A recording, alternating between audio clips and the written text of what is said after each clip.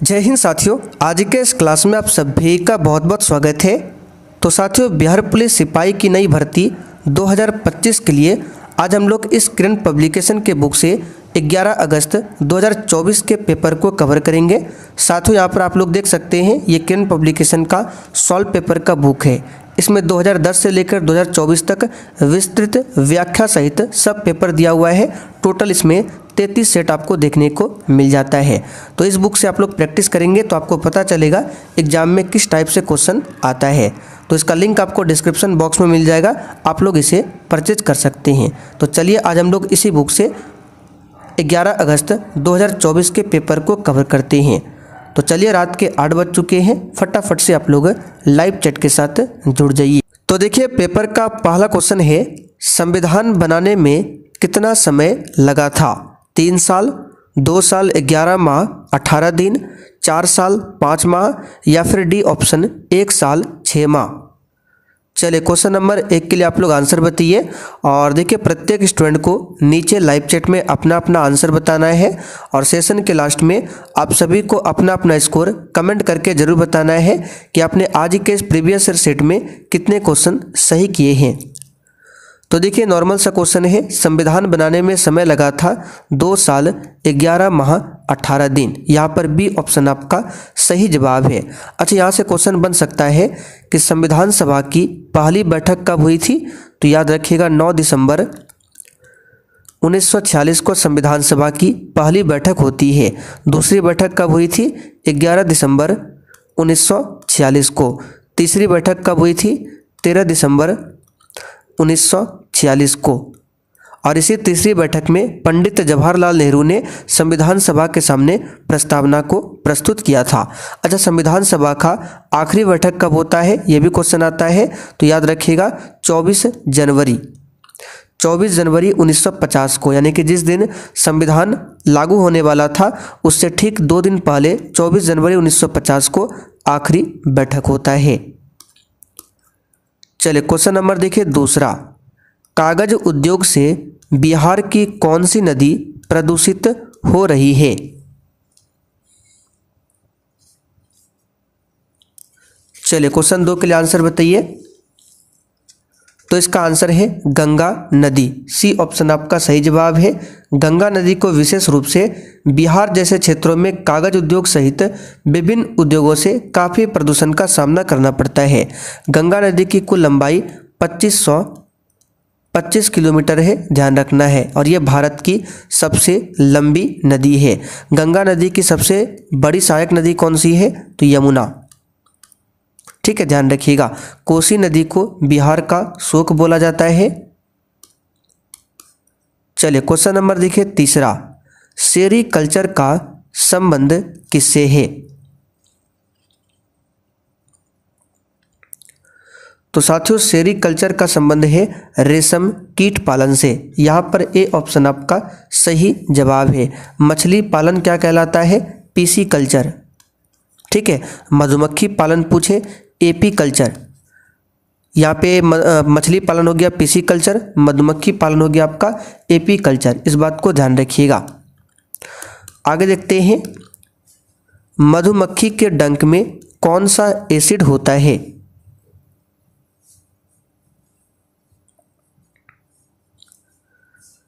तो साथियों, मधुमक्खी के डंक में होता है फॉर्मिक एसिड। यहाँ पर बी ऑप्शन आपका सही जवाब है। फॉर्मिक एसिड को ही बोला जाता है मेथेनोइक एसिड। ठीक है, जिसका सूत्र होता है HCOOH, ध्यान रखिएगा। अब यहाँ से क्वेश्चन बनता है कि मधुमक्खी के डंक पर किसको रगड़ने से राहत मिल सकती है? तो याद रखिएगा बेकिंग सोडा। मधुमक्खी के डंक पर बेकिंग सोडा रगड़ने से राहत मिल सकती है। क्यों? क्योंकि ये क्षारीय प्रकृति का होता है बेकिंग सोडा। एसिटिक एसिड का सूत्र होता है CH3COOH। ठीक है, सिट्रिक एसिड नींबू व संतरा में होता है। लैक्टिक एसिड दही में होता है। एसिटिक एसिड किस में होता है? सिरका में। मोहनजोदड़ो का शाब्दिक अर्थ क्या है?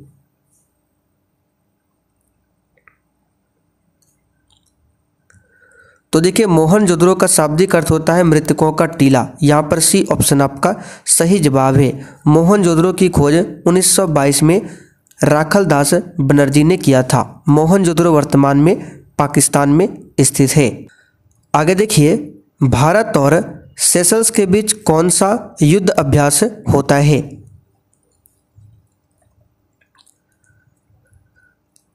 चलिए बताइए, भारत और सेशल्स के बीच कौन सा युद्ध अभ्यास होता है? तो याद रखिएगा, लामितीय युद्ध अभ्यास। यहाँ पर बी ऑप्शन आपका सही जवाब है, ध्यान रखिएगा।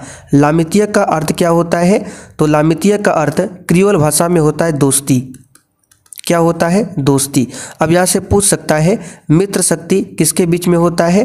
तो ये भारत और श्रीलंका के बीच में होता है। गरुड़ शक्ति भारत और इंडोनेशिया के बीच में होता है।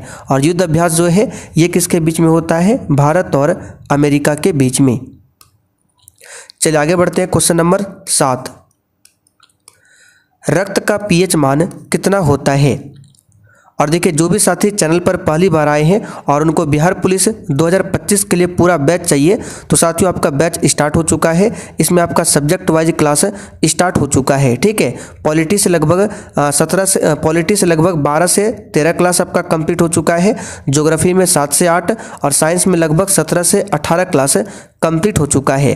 तो जो भी क्लास आपका छूट गया है ये सब क्लास आपको मिल जाएगा। आपको इस नंबर पर मैसेज करना है। क्लास का PDF, क्लास का नोट्स, क्वेश्चन बैंक, ये सारा कुछ आपको मिल जाएगा। बाकी आपको डिटेल्स में जानना है तो इस पर मैसेज करके आप लोग जानकारी ले सकते हैं। तो रक्त का पीएच मान कितना होता है? तो रक्त का पीएच मान जो होता है आपको यहाँ पर रेंज में बताना है। लगभग 7.35 से 7.45 तक होता है। तो इसी के बीच में यहाँ पर आंसर करना है। 7.4 होता है जो कि क्षारीय प्रकृति का होता है। अच्छा, पीएच स्केल की खोज किसने किया था? तो सोरेनसन नामक वैज्ञानिक ने पीएच स्केल की खोज किया था। रंपा विद्रोह कब हुआ था बताइए। और बैच के बारे में आपको क्लास के लास्ट में ही बताएंगे, तो आप लोग क्लास में बने रहिए, आपको डिटेल्स में बता दिया जाएगा। तो साथियों ये 1922 में हुआ था रंपा विद्रोह। रंपा विद्रोह मद्रास प्रेसिडेंसी की गोदावरी एजेंसी में अल्लूरी सीताराम, ठीक है, अल्लूरी सीताराम राजू के नेतृत्व में एक आदिवासी विद्रोह था। बांग्लादेश में ब्रह्मपुत्र नदी को किस नाम से जाना जाता है? चलिए आगे आपको मैथ के भी क्वेश्चन देखने को मिलेंगे। तो ब्रह्मपुत्रा नदी की बात करें, ये कहाँ से निकलती है? तो मानसरोवर झील, ठीक है, चीन तिब्बत के पास है मानसरोवर झील। तो मानसरोवर झील के पास एक क्या है? कैलाश पर्वतमाला, ठीक है, जहाँ पर है यारलुंग सांगपो रूप में निकलती है। तो ब्रह्मपुत्रा नदी जो है ये कहाँ से निकलती है? तो चीन तिब्बत के मानसरोवर झील से ब्रह्मपुत्रा नदी निकलती है। और बांग्लादेश में ब्रह्मपुत्रा नदी को जमुना के नाम से जाना जाता है। ब्रह्मपुत्रा नदी भारत की सबसे चौड़ी नदी है, ध्यान रखिएगा। प्रथम विश्व युद्ध का तात्कालिक कारण क्या था? एक भी क्वेश्चन को छोड़ना नहीं है। और साथियों आप लोग डेली क्लास कीजिए। क्लास का टाइमिंग शाम 7:30 बजे और दूसरा एक क्लास है रात 8 बजे। तो प्रथम विश्व युद्ध की शुरुआत कब होती है? 28 जून। पूरा डेट भी पूछा जाता है डिटेल्स में। तो 28 जून 1914 को हुआ था और समाप्त हुआ था 1918 में। तो इसका जो तत्कालिक कारण था, आर्किड्यूक फर्डिनैंड की हत्या कहाँ पर हुई थी? तो ऑस्ट्रिया में। यहाँ पर सी वाला ऑप्शन आपका सही जवाब है, ध्यान रखिएगा। किसके संचय के कारण मांसपेशियों में थकान होती है? चलिए क्वेश्चन नंबर 11 के लिए बताइए। तो ये लैक्टिक एसिड के कारण, सिंपल सा क्वेश्चन है, लैक्टिक एसिड। आगे देखिए, पौधों की कोशिकाओं में तुरसता और कठोरता का कारण क्या है?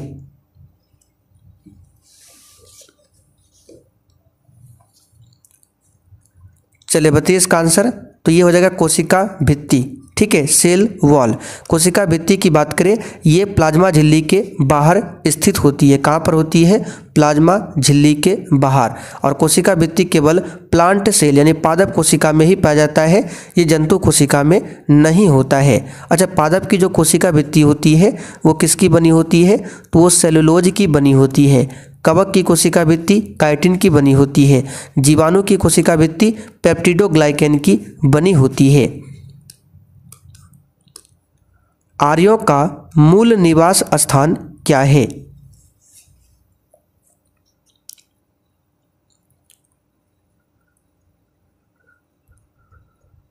तो देखिए आर्यों का जो मूल निवास स्थान है मध्य एशिया है। कहाँ पर है? मध्य एशिया। तो सही कर लीजिए, आर्यों का मूल निवास स्थान कहाँ है? मूल निवास स्थान तो मध्य एशिया। ठीक है। देखिए भारत में जिस क्षेत्र में आर्य बसे थे उस क्षेत्र को क्या कहा जाता है, ये भी कुछ पूछा जाता है, तो याद रखिएगा ब्रह्मवर्त। यानी कि भारत में जिस क्षेत्र में आर्य बसे थे उस क्षेत्र को क्या बोलते हैं? ब्रह्मवर्त, जिसे सप्त सिंधु भी बोला जाता है।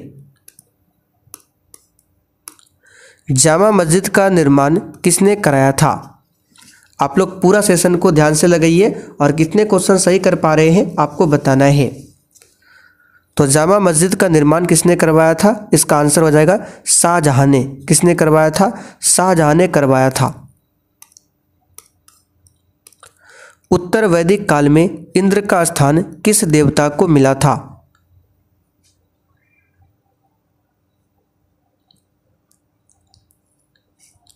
आंसर है प्रजापति को। सी ऑप्शन यहाँ पर आपका सही जवाब है। प्रजापति को मिला था उत्तर वैदिक काल में इंद्र का स्थान। किसने कहा था कांग्रेस हथियारों के बिना गृह युद्ध है? और साथियों बैच में अभी तक हिस्ट्री का क्लास स्टार्ट नहीं हुआ है और स्पेशल बिहार का भी क्लास स्टार्ट होना बाकी है, तो आप लोग देर मत कीजिए, अभी आप लोग जाकर इस बैच को ज्वाइन कीजिए। तो कांग्रेस हथियारों के बिना गृह युद्ध है, ये कहा था किसने? सर सैयद अहमद खान ने। देखिए इससे संबंधित एक क्वेश्चन एग्जाम में आता है, एएमयू की स्थापना। एएमयू बोले तो अलीगढ़ मुस्लिम विश्वविद्यालय, इसकी स्थापना किसने करवाया था? तो 1875 में। देखिए 1875 में हुआ क्या था, मोहम्मडन एंग्लो ओरिएंटल कॉलेज की स्थापना हुई, जिसे बाद में अलीगढ़, ठीक है, जिसे बाद में अलीगढ़ मुस्लिम विश्वविद्यालय यानी कि एएमयू के नाम से जाना गया। इसकी स्थापना कब हुई थी? 1875 में। किसने करवाया था? सर सैयद अहमद खान ने। ओजोन परत दिवस कब मनाया जाता है?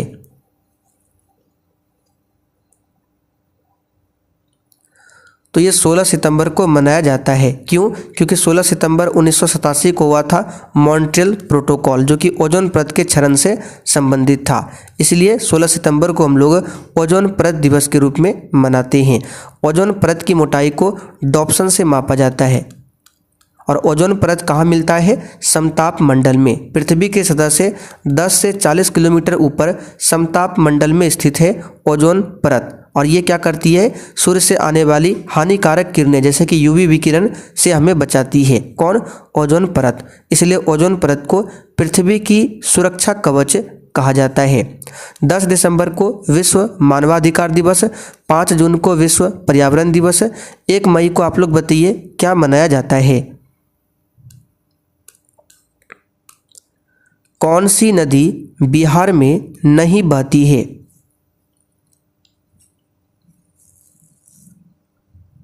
आंसर है रामगंगा नदी, ये बिहार में नहीं बहती है। डी ऑप्शन आपका सही जवाब है। रामगंगा नदी उत्तराखंड से निकलने वाली गंगा की एक सहायक नदी है, लेकिन ये बिहार में नहीं बहती है। बाकी गंगा, कोसी, सोन ये बिहार में बहती है। विजयनगर साम्राज्य की राजधानी कहाँ पर थी?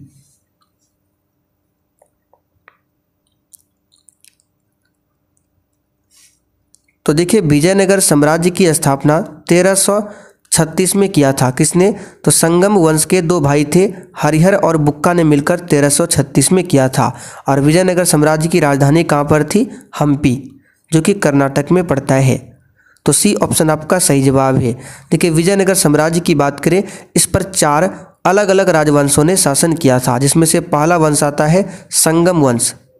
संगम वंश, ठीक है, जो कि 1336 से लेकर 1486 तक चला था। दूसरा इस पर आता है सालुब वंश। सालुब वंश। तीसरा कौन आता है? तुलुब वंश।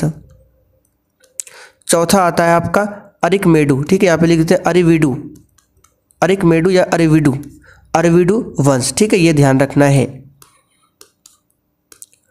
हिरोशिमा पर बम गिराया गया था, बताइए कब गिराया गया था?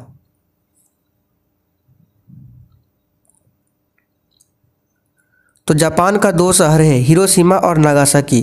तो हिरोशिमा पर 6 अगस्त 1945 को परमाणु बम गिराया गया था और उस परमाणु बम का नाम क्या था? Little boy. क्या नाम था? लिटिल बॉय था। और इसे गिराया गया था किससे? तो B-29 बॉम्बर से गिराया गया था लिटिल बम को। ठीक 3 दिन बाद 9 अगस्त 1945 को दूसरा परमाणु बम गिराया जाता है जिसका नाम था फैट मैन, और ये नागासाकी पर गिराया गया था। तो दोनों आपको ध्यान रखना है।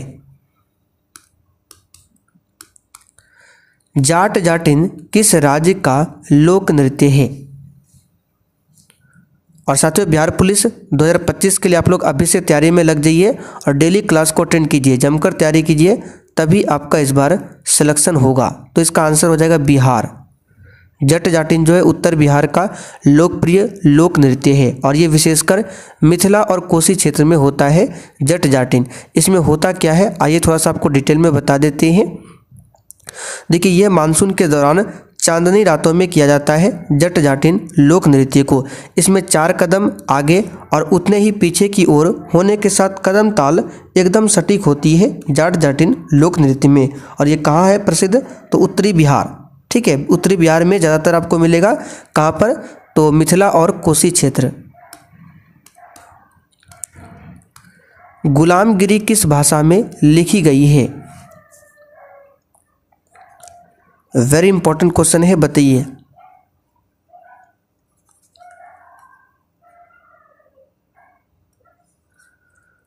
तो गुलामगिरी जो है ये किस भाषा में लिखी गई है? इसका आंसर क्या हो जाएगा?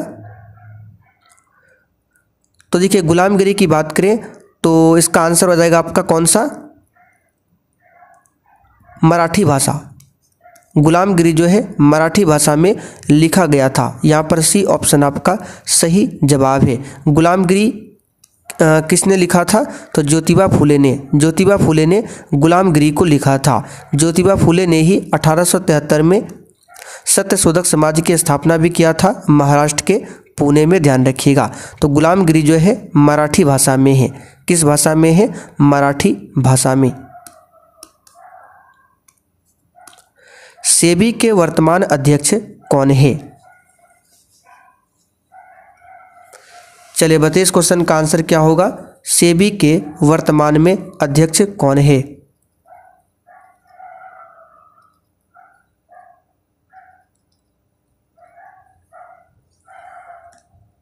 तो यहां पर इस क्वेश्चन का आंसर क्या हो जाएगा? माधवी पुरी बुच। ठीक है, आंसर हो जाएगा बी वाला ऑप्शन। अब सेबी की बात करें, यहाँ से क्वेश्चन बन सकता है सेबी की स्थापना। ठीक है, तो सेबी की स्थापना 12 जुलाई 1988 को हुआ था और इसका हेडक्वार्टर कहाँ पर है? मुंबई में, ध्यान रखिएगा। अच्छा, नाबार्ड की स्थापना कब होती है? तो नाबार्ड की भी स्थापना 12 जुलाई को होती है लेकिन 1982 में। ठीक है, इसका हेडक्वार्टर कहाँ पर है? आप लोग बताइए कमेंट करके। आगे देखिए, निर्वात में ध्वनि की गति कितनी होती है? चलिए, बहुत ही सिंपल क्वेश्चन है। साइंस क्लास में कई बार हम आपको बता चुके हैं, ध्वनि को गमन करने के लिए किसी न किसी माध्यम की आवश्यकता पड़ती है। ध्वनि कभी भी निर्वात में गमन नहीं करती है। तो इसका आंसर क्या हो जाएगा? 0।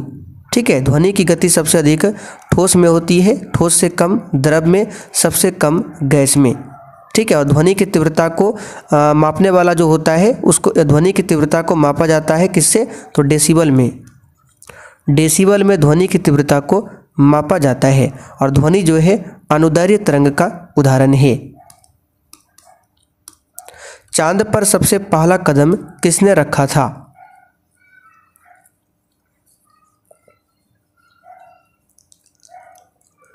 आंसर है नील आर्मस्ट्रांग ने। ठीक है, नील आर्मस्ट्रांग ने 21 जुलाई 1969 को चांद पर पहला कदम रखा था। ठीक है, ध्यान रखिएगा। अच्छा, अगर आपसे पूछे अंतरिक्ष में जाने वाले प्रथम व्यक्ति कौन थे? यूरी गागरिन, जो कि सी ऑप्शन में दिया है यूरी गागरिन। सोवियत अंतरिक्ष यात्री जो है यूरी गागरिन कौन थे? सोवियत अंतरिक्ष यात्री, और ये अंतरिक्ष में यात्रा करने वाले प्रथम व्यक्ति बने थे। कब इन्होंने यात्रा किया था? 1961 में। आगे देखिए, 1% का आधा कितना होता है? चलिए मैथ का क्वेश्चन है। देखिए आपके एग्जाम में मैथ से बहुत ही सिंपल क्वेश्चन पूछा जाता है, इसलिए आप लोग मैथ का बिल्कुल भी टेंशन मत लीजिए। आपको ज़्यादा फोकस करना है जीके और साइंस पर, ठीक है। अगर आपको नॉर्मल मैथ भी आता है तो एक भी क्वेश्चन मैथ का आपका एग्जाम में नहीं छूटेगा। तो सबसे पहले 1% का मतलब क्या होता है? 1/100। अब इसको आधा करना है तो क्या करेंगे? 2 से भाग कर देंगे। अब देखिए आपको ऐसे समझाते हैं, मान लीजिए कोई संख्या 20 है और आपको बोले कि इसका आधा कीजिए, तो आप क्या करेंगे? 2 से भाग कर देंगे। तो उसी प्रकार कोई संख्या 1/100 है, इसका आधा करेंगे तो क्या होगा? /2। अब इसको इस तरह से कर दीजिए, 1/100 भाग करना है 2 से, फिर 1/100 गुना डालेंगे तो 2 नीचे हो जाएगा, यानी 1/2, ठीक है। तो ये हो जाएगा 1/200, और 200 से जब 1 में भाग करेंगे तो आपका आंसर आएगा 0.005। यहाँ पर ए ऑप्शन आपका सही जवाब है।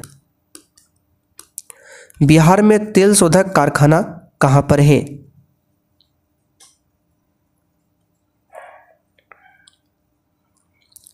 तो ये है बरौनी में, बरौनी रिफाइनरी बेगूसराय, ठीक है। कहाँ पड़ता है? बेगूसराय में। आंसर हो जाएगा सी ऑप्शन। और इसका संचालन जो है किसके द्वारा होता है? तो IOCL यानी कि इंडियन ऑयल कॉरपोरेशन लिमिटेड के द्वारा। और ये जो है बरौनी तेल शोधक कारखाना, ये बिहार के प्रथम मुख्यमंत्री श्री कृष्ण सिंह का प्रथम ये क्या था? ड्रीम प्रोजेक्ट था, बरौनी तेल कारखाना, ठीक है। और इसे रूस के सहयोग से बनाया गया था। आगे देखिए, दुधवा राष्ट्रीय उद्यान कहाँ पर स्थित है? ये सिंपल सा क्वेश्चन है, उत्तर प्रदेश में है दुधवा राष्ट्रीय उद्यान। दुधवा राष्ट्रीय उद्यान की बात करें तो ये यूपी का एकमात्र ये राष्ट्रीय उद्यान है जहां बाघ और गैंडे दोनों एक साथ देखे जा सकते हैं। अच्छा, एक क्वेश्चन बताइए, एशियाई शेर के लिए यानी एशियाई शेर के लिए कौन सा नेशनल अभ्यारण्य, नेशनल पार्क जो है वो प्रसिद्ध है? तो याद रखिए गिर नेशनल पार्क एशियाई शेर के लिए प्रसिद्ध है। एक सींग वाला गेंडा के लिए कौन सा नेशनल पार्क है? तो काजीरंगा, जो कि असम में पड़ता है, और गिर गुजरात में है। फुर्तीला का सही वर्तनी क्या है? देख सकते हैं हिंदी व्याकरण से कैसा क्वेश्चन आता है एग्जाम में। चलिए बताइए, अगर आपको एग्जाम निकालना है तो ज़्यादा फोकस आपको जीके और साइंस पर ही करना है। तो फुर्तीला का जो शुद्ध रूप होगा ये आपका हो जाएगा ऑप्शन सी, फुर्तीला, इस तरह से लिखा जाता है। देखिए यहाँ पे देखिए, जो अच्छा बोलता है उसके लिए एक शब्द क्या है? बहुत ही नॉर्मल क्वेश्चन है, सुवक्ता। जो अच्छा बोलता है उसके लिए एक शब्द क्या है? सुवक्ता। वाचस्पति का मतलब क्या होता है? वाणी का देवता। वाणी के देवता को वाचस्पति कहते हैं। वाचाल का मतलब आप सभी जानते हैं, जो अधिक बोलता है उसको कहते हैं वाचाल। चलिए फिर देखिए मैथ का क्वेश्चन है, 2, 7, 6 और x का औसत 5 है, ठीक है। तो आपको 18, 6, x और y का औसत 10 दिया है, तो y का मान निकालना है। बहुत ही नॉर्मल क्वेश्चन है। सबसे पहले हम इसको लेते हैं, 2, 7, 6 और x का औसत। तो औसत का मतलब क्या होता है? सभी संख्याओं को जोड़ देते हैं और जितने भी संख्या दिया हुआ रहता है उससे भाग कर देते हैं। तो 2 + 7 + 6 + x, इसका औसत कितना दिया है? 5। और औसत हम लोग कैसे निकालते हैं? सभी को जोड़ देते हैं और 1, 2, 3, 4 संख्या है तो 4 से भाग कर देंगे। ये आपका हो गया औसत और इसका मान दिया है 5। अब देखिए इसको सॉल्व कीजिए, तो 6, 2, 8, 7, 15, 15 + x बटे क्या हो जाएगा? 4 बराबर हो जाएगा 5। अब इसको क्रॉस मल्टीप्लीकेशन करेंगे तो 15 + x बराबर क्या हो जाएगा? 20।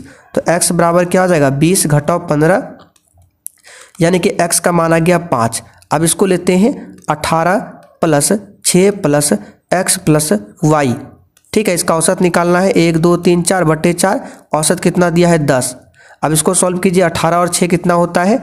24, प्लस x है और x का मान कितना आया? 5, प्लस y बटे कितना हो जाएगा? 4 बराबर 10। अब यहाँ पे देखिए 24 और 5 कितना हो जाएगा? 29, 29 + y बटे 4 बराबर हो जाएगा 10/1। इसको भी क्रॉस में गुना कीजिए तो आपका हो जाएगा ये 29 + y बराबर 40। 10 चौके 40, तो y बराबर हो जाएगा आपका 40 में 29 जाएगा, कितना बच जाएगा, तो 10 में 9 जाएगा 1, 3 में 2 जाएगा 1। एक सेकंड यहाँ पे चेक कर लेते हैं, कहीं पे गलत लग रहा है इसमें।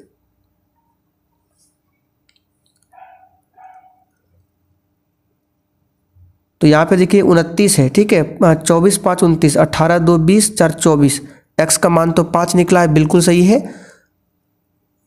एक सेकंड 18, यहाँ पे क्वेश्चन में थोड़ा सा, एक सेकंड क्वेश्चन देख लेते हैं हम। चल देखिए क्वेश्चन में यहाँ पे 1 है, ठीक है,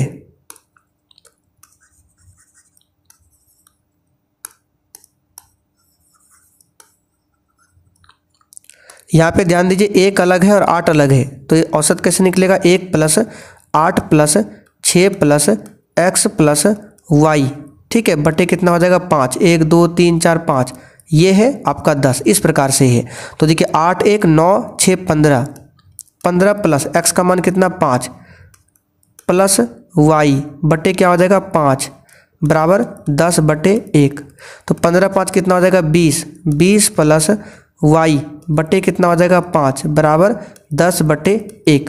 अब क्रॉस में गुना कीजिए तो 20 प्लस y बराबर क्या हो जाएगा 10 × 5 = 50, तो y बराबर क्या हो जाएगा 50 में 20 घटेगा तो 30। यहाँ पर देख सकते हैं डी ऑप्शन में 30 दिया हुआ है, ठीक है। बहुत ही नॉर्मल क्वेश्चन आता है मैथ से। एक घोल में 450 ग्राम पानी और 50 ग्राम सामान्य नमक है, तो घोल की सांद्रता क्या होगी। देखिए सांद्रता का मतलब यहाँ पर क्या है, तो उस घोल में नमक की मात्रा कितना है वही आपसे पूछा जा रहा है। तो आपको सांद्रता निकालना है, यानी कि नमक की मात्रा निकालना है। तो इसके लिए क्या करते हैं, नमक की मात्रा को ऊपर लिखते हैं, तो नमक की मात्रा है 50 ग्राम, तो 50 को ऊपर लिखिए और नीचे क्या करते हैं घोल की मात्रा लिखते हैं। घोल की मात्रा कितना है, तो 450 ग्राम पानी है और 50 ग्राम सामान्य नमक है, यानी कि घोल की मात्रा है 450 और 50 कितना हो जाएगा 500, और सांद्रता निकालने के लिए 100 से गुना कर दीजिए, आपका आंसर आ जाएगा। तो 100 से ये 5 बार में, 5 से 50 10 बार में, यानी कि घोल की सांद्रता है 10%। वर्मी कंपोस्ट क्या होता है, और रात 8 बजे की क्लास में ही हम मैथ के क्वेश्चन को ऐड करने वाले हैं, ठीक है। तो वर्मी कंपोस्ट क्या होता है, जैविक उर्वरक।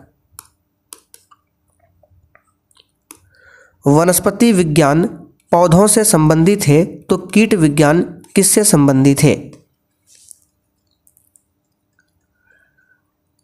तो कीट विज्ञान कीट से संबंधित है, यानी कीड़ा से। यहाँ पर ए ऑप्शन आपका सही जवाब है। और कीट विज्ञान को इंग्लिश में कहते हैं एंटेमोलॉजी। क्या बोलते हैं, एंटेमोलॉजी। अच्छा, पक्षियों के अध्ययन को क्या बोलते हैं, ऑर्निथोलॉजी। ऑर्निथोलॉजी इंग्लिश में बोलते हैं, और हिंदी में पक्षी विज्ञान। कवक के अध्ययन को क्या बोलते हैं, माइकोलॉजी, ठीक है। चलिए आगे देखते हैं। ऑप्टिकल फाइबर का आविष्कारक कौन है। ये क्वेश्चन जब एग्जाम हो रहा था उससे पहले हम आपको कराए थे कई बार। आंसर है नरेंद्र सिंह कपानी ऑप्टिकल फाइबर के आविष्कारक है। और ऑप्टिकल फाइबर किस सिद्धांत पर काम करता है, तो टोटल इंटरनल रिफ्लेक्शन, यानी पूर्ण आंतरिक परावर्तन के सिद्धांत पर। चार्ल्स बेबेज को कंप्यूटर का जनक माना जाता है। 1 ग्राम यूरेनियम कितने उच्च ग्रेड कोयले के बराबर ऊर्जा उत्पन्न करता है। तो यूरेनियम का जो सबसे सामान्य समस्थानिक होता है वो यूरेनियम 235 होता है, ठीक है। तो यूरेनियम 235 का 1 ग्राम विखंडन होने पर लगभग 200 मिलियन, ठीक है, लगभग 200 मिलियन जूल ऊर्जा पैदा होता है, यानी कि 4.5 टन। टन में बोले तो 4.5 टन। उच्च न्यायालय की पहली महिला मुख्य न्यायाधीश कौन थी।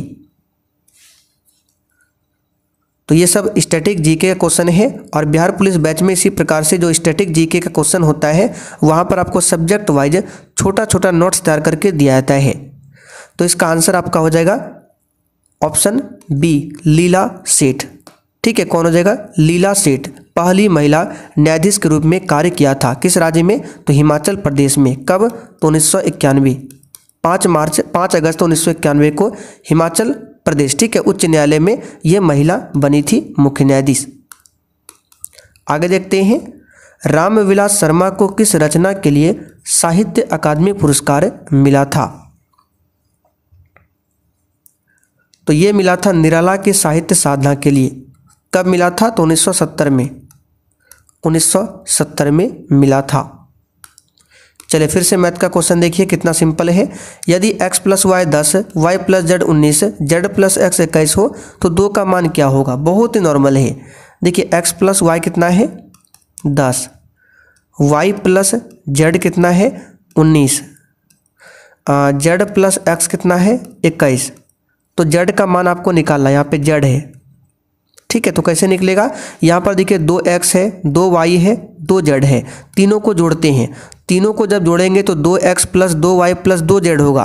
क्या होगा? 2x + 2y + 2z और बराबर में आपका क्या हो जाएगा? तो 19 10 कितना हो जाएगा? 29, 29 30 20 50। यहाँ पे कितना हो जाएगा? 50। तो 2 कॉमन ले लेंगे तो क्या बचेगा? x + y + z बराबर क्या हो जाएगा? 50। 2 से 50 को काटेंगे तो 25, यानी कि x + y + z का मान आ गया 25 और आपको z का मान निकालना है तो x और y को हटाना पड़ेगा। तो x y का मान यहाँ से रख सकते हैं, फर्स्ट से 10 दिया हुआ है तो इसके जगह पे रख देते हैं 10। तो 10 + z बराबर क्या हो जाएगा? 25। तो z बराबर क्या हो जाएगा? 25 में 10 जाएगा 15। यहाँ पर देख सकते हैं डी ऑप्शन में दिया है। चलिए इंग्लिश का क्वेश्चन देखिए कितना सिंपल है। I am living tonight is an example of the following tense, यानी कि आई एम लिविंग टू-नाइट जो है ये किस टेंस का एग्जाम्पल है? तो आपने टेंस पढ़ा होगा, यहाँ पे क्या इज एम आर, तो इज एम आर जो है प्रेजेंट टेंस में आता है। किस में आता है? प्रेजेंट टेंस में। तो फ्यूचर तो आपका होगा नहीं, सबसे पहले इसको हटाइए। अब 3 ऑप्शन बचा है। तो यहाँ पर देखिए प्रेजेंट परफेक्ट में आता है आपका हैव हैज, हैव या हैज, तो ये भी नहीं होगा। प्रेजेंट कंटिन्यूअस में आता है आपका is am are, is am are, तो आंसर हो जाएगा आपका सी ऑप्शन, ठीक है। तो चले साथियों आज का प्रैक्टिस सेट यहीं पर रहने देते हैं। बाकी जो भी क्वेश्चन आपका छूटा हुआ है उसको हम लोग पार्ट 2 में कवर करेंगे। अब देखिए जिस भी साथी को बैच के बारे में जानना है आइए आपको बता देते हैं डिटेल्स में। बाकी जिनको पता है आप लोग छोड़कर जा सकते हैं। तो साथियों ये है बिहार पुलिस का बैच, इसको ज्वाइन कैसे करना है आइए सबसे पहले बताते हैं। तो प्ले स्टोर पर आपको जाना है और सर्च करना है सक्सेस वर्ल्ड MCQ। इसका लिंक आपको डिस्क्रिप्शन बॉक्स में भी मिल जाएगा।